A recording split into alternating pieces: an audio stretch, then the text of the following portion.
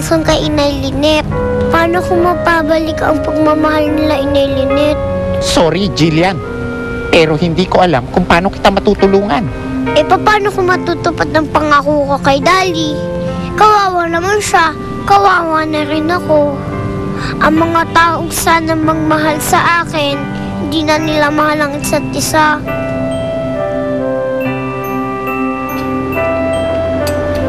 Meron ka na bang balita kay Lynette?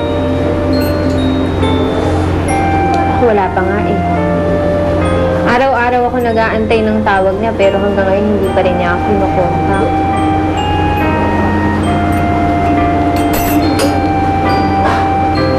Alam mo, Mavic, sakit yung nangyari sa amin nung mawala yung anak namin. Basta dumating na nga yung punto na nawala na siya sa akin, di ba?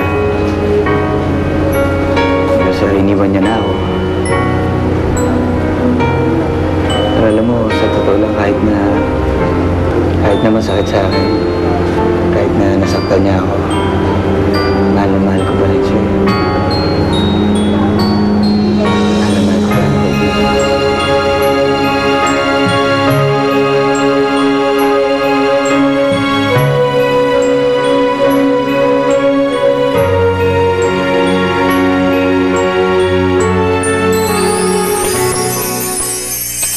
Umaga, bigla na nagbago. Ang gusto niya ay magpa-slim. Nagpapabango pa. Tingin mo sa edad ni tatay, nung bababae pa yan? Jillian, salamat doon sa pag-aasikaso mo sa akin kagabi, ha? Naku, kung maglalasing ulit, masama yun. Magagalit po sila ni Linet at saka si Dali. Kung gusto mo talaga magkasundo tayo, tigil-tigilan mo na yung pagbabanggit tungkol doon sa anak ko tsaka sa dati ko asawa.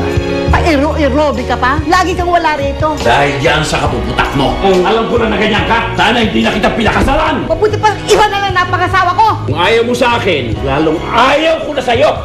Maghiwalay na tayo!